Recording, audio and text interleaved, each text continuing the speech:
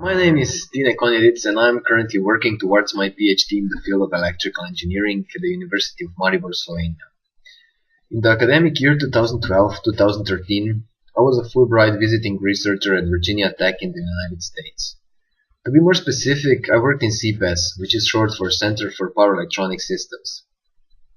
CPES is part of Virginia Tech's Electrical and Computer Engineering Department and is one of the world's most renowned power electronics research groups.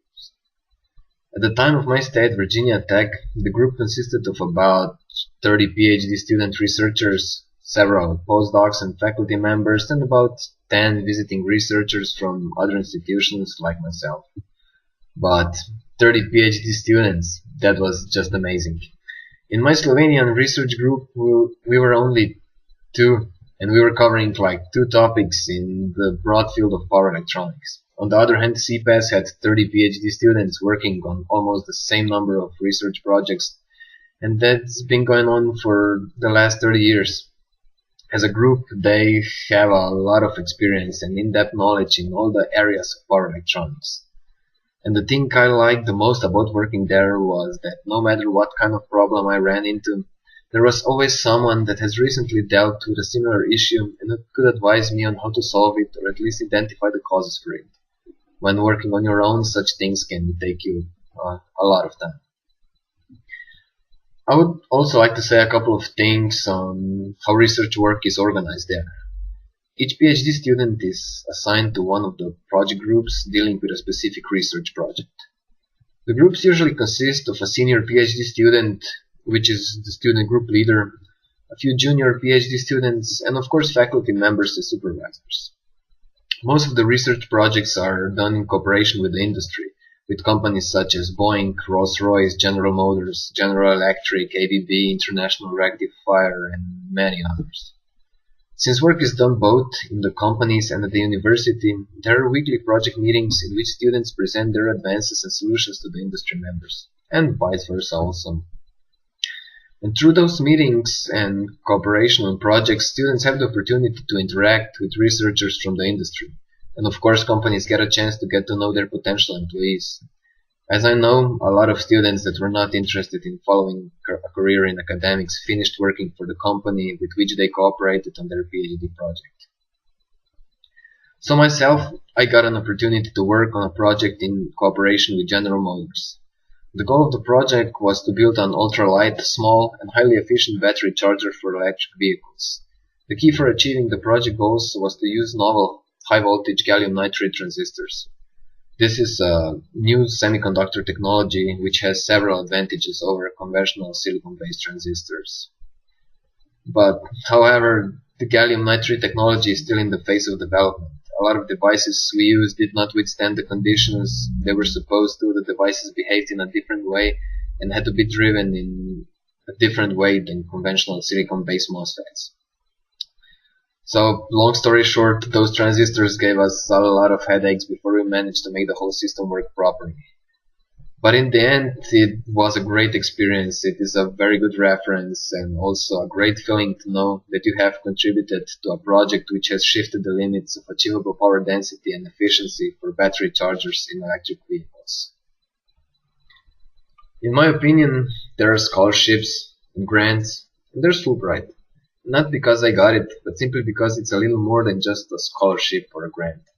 At Fulbright, they make you feel like you're part of a group of all the Fulbrighters in the United States in that given moment, and to some point also all the former Fulbrighters that had been involved in the program. So for me, it all started with a 5-day Gateway Orientation Seminar in Miami. Before the start of my program, I was invited, along with about 80 other Fulbrighters, to attend this seminar. The agenda of the seminar was to prepare us for life in the United States. We discussed topics like healthcare, politics, legislation, culture in the United States, etc. We have also received a lot of practical advice on how to fill our tax reports, rent a home in the United States, which mobile operator is the best, and many others.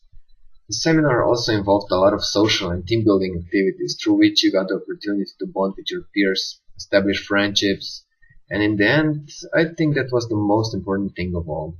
Make friends with peers so that you could support and help each other to overcome the initial cultural shock or potential difficulties of moving into a new environment. That seminar was a lot of fun, I would say, but luckily it was not the only one. There's another seminar called the Fulbright Enrichment Seminar.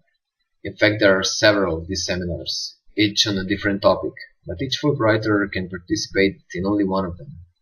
Since I did a lot of work in the field of renewable energy technologies in the past, I applied to the seminar on climate change and environmental sustainability, which took place in Phoenix, Arizona.